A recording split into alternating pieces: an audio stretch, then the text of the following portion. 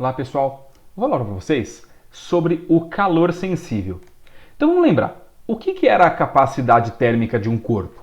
Era a quantidade de calor que eu tenho que fornecer para esse corpo para ele aquecer 1 grau Celsius, ou a quantidade de calor que eu tenho que retirar desse corpo para ele resfriar 1 grau Celsius. Beleza? Bom, e o que vai ser o calor sensível?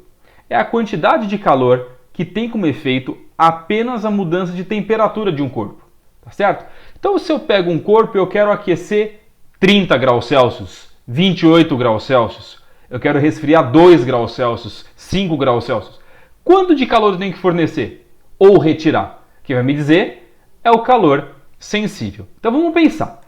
Vamos lembrar da capacidade térmica. Então finge que a capacidade térmica de um certo corpo é 300 calorias por grau Celsius. Bom, se eu quiser aquecer 1 grau Celsius, basta fornecer 300 calorias.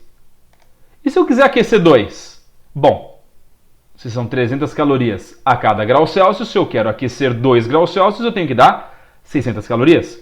Aí se eu quiser aquecer 3 graus Celsius, é só dar 900 calorias. Então perceba, para eu descobrir o total de calor que eu tenho que fornecer para aumentar a temperatura, ou o total de calor que eu tenho que retirar para diminuir a temperatura, basta eu multiplicar a capacidade térmica pela variação de temperatura que eu quero. Eu quero variar 1 grau Celsius, faz 1 vezes 300. Eu quero variar 2 graus Celsius, 2 vezes 300. Eu quero variar 3 graus Celsius, 3 vezes 300.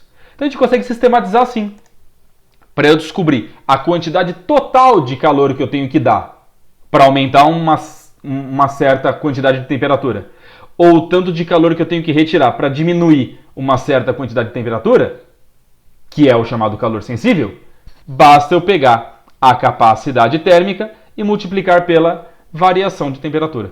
Beleza? Bom, mas a capacidade térmica era calculada M vezes Czinho. Então eu posso também tirar a capacidade térmica e colocar no lugar M vezes Czinho. Então essas duas fórmulas aqui eu uso quando tem variação de temperatura. Então vou esquentar alguma coisa, aumentar a temperatura, vou esfriar alguma coisa, diminuir a temperatura, quanto de calor está envolvido?